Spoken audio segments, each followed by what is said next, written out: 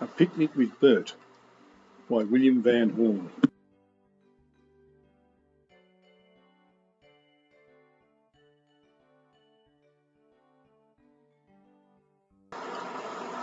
A Picnic with Bert by William Van Horn.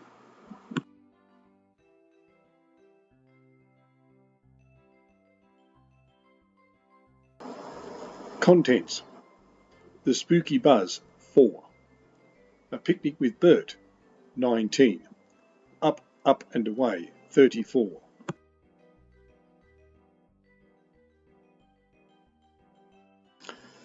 The Spooky Buzz.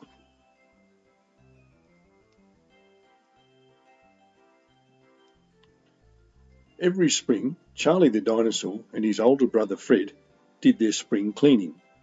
Charlie's job was to clean the house. Fred's job was to clean the yard. One day, Charlie was washing the windows. Suddenly, he heard a noise. "What's that?" he said. He listened. There it was again. It was an awful buzzing noise. Charlie ran outside to get Fred, but he could not find him anywhere. Charlie was afraid to go back into the house alone, so he went to get his cousin Bert, who lived nearby. Charlie told Bert about the spooky buzz. "Let's go," said Bert, and they hurried back to Charlie's house.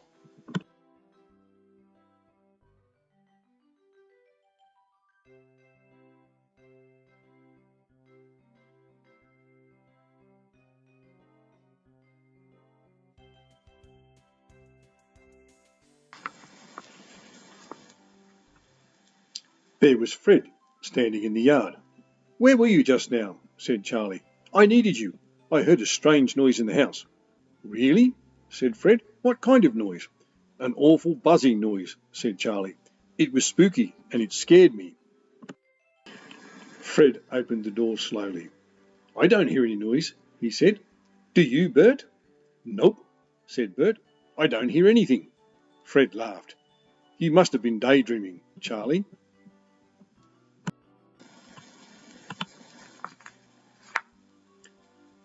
The next day, Charlie heard the noise again. He ran outside, but Fred was not there. Charlie had to go get Bert again.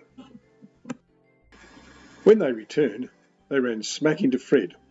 "Why do you keep running off, Charlie?" said Fred. "You'll never get the house cleaning done that way." "I heard the buzzing noise again," said Charlie. "It sounds like a giant bee."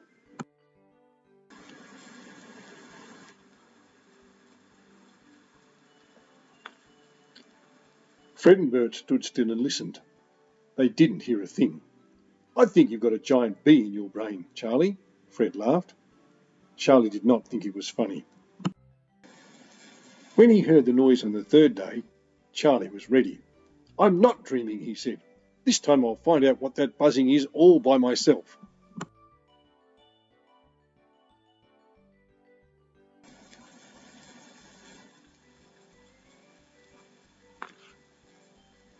Slowly he walked towards the noise. It was coming from the hall closet. Charlie tiptoed up to the door. "Oh, I hope it's not a giant bee," he whispered. Carefully he opened the door.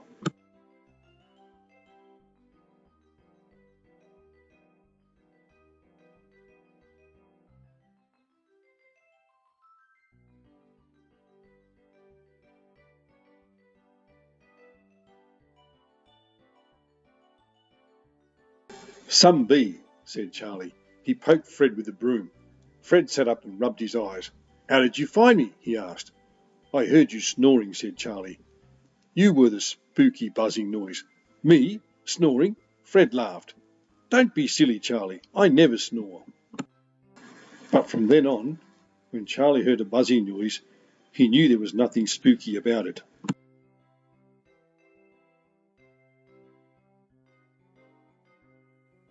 A Picnic with Bert.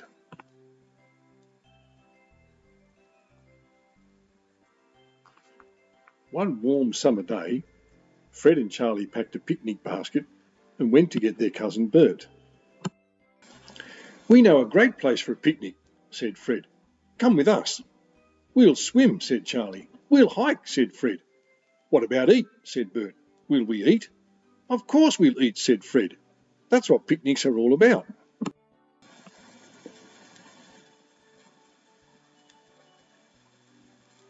When they got to the picnic grounds, Charlie ran to the pool and dived in.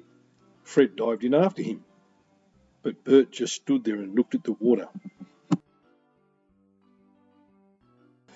"Come on in, Bert," said Fred. Bert shook his head. "I'm too big to swim," he said. "No, you're not," said Fred. "Come on, jump in."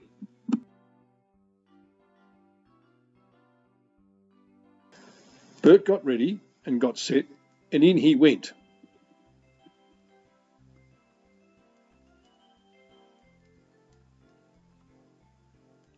"See," said Bert, "I told you I was too big to swim."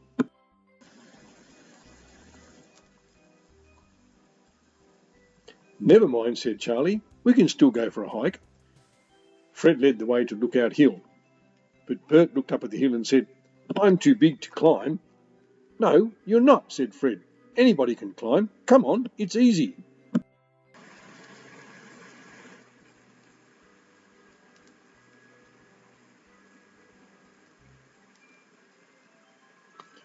It was not easy, but with a little help.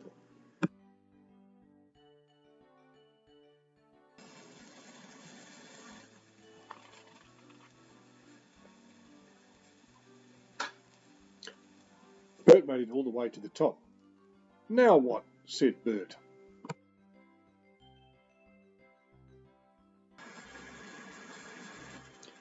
"Now we go back down," said Fred. "It's much faster than coming up."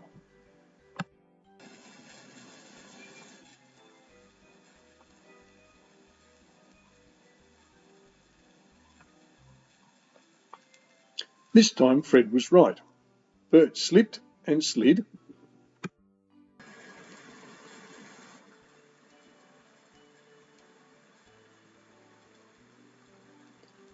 and down they went.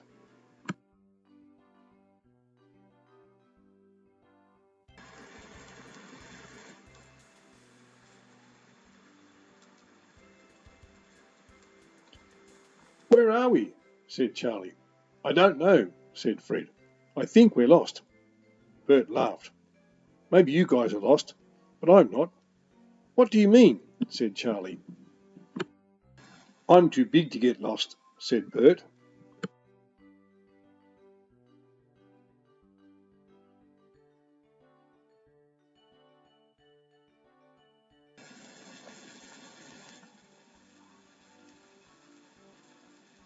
With that, Bert began to plough his way through the bushes. Charlie and Fred were right behind. Soon they were all back at the picnic grounds. "Let's eat," said Charlie. "I'm starved." "Me too," said Fred. "Me too," said Bert. "I may be too big to do a lot of things, but I'm never too big to eat."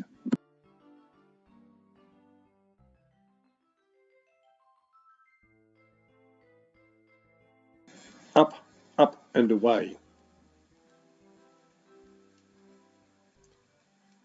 Charlie and Fred were watching some small dinosaurs at play.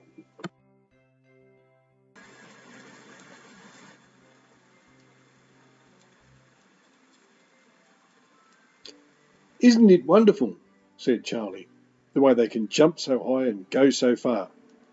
"Phooey," said Fred. "Anyone can jump like that if they want to." Charlie laughed. "I bet you can't." "Are you kidding?" said Fred. "I'm one of the best jumpers around. When I jump high, I really go far." "I'll believe it when I see it," said Charlie. "All right," said Fred. "I'll show you some jumping, some real jumping."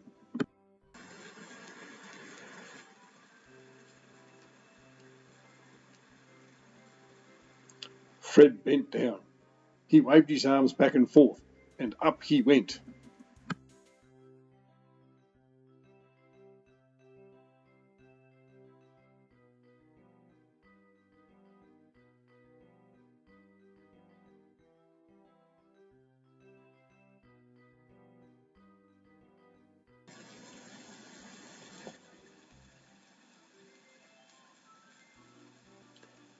"Great going, Fred," said Charlie. "You're doing a bang-up job so far." Very funny, said Fred. That jump didn't count anyway. It's just for practice. I'll show you a real jump. I call it the grasshopper special.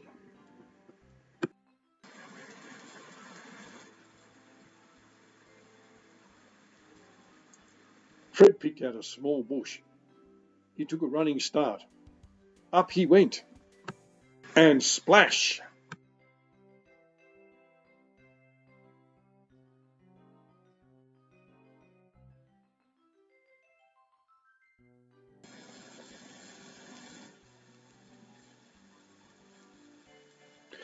Charlie smiled. Maybe you'd better forget about grasshoppers, Fred, and stop before you hurt yourself. But Fred wasn't ready to quit. Those jumps were too easy, he said. What I really need is something very high to jump over. The higher I jump, the farther I go. How about that hedge? Said Charlie. It's pretty high. OK, said Fred. But first, go and see if there's any water on the other side. Charlie looked through the hedge. No water here, he called. Good, said Fred. Here goes. Fred took a running start, jumped all the way over the hedge, and landed smack on the back of a sleeping triceratops.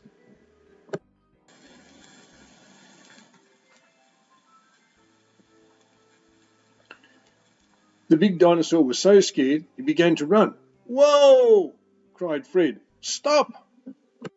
The triceratops didn't stop, and the more Fred yelled, the faster it ran.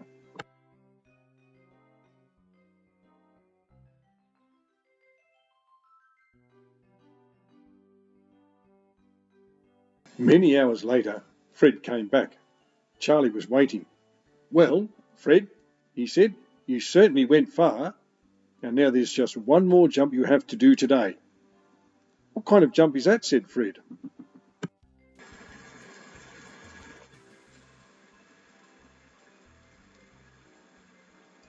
A jump into a nice hot bath, said Charlie. Come on, it's time to go home.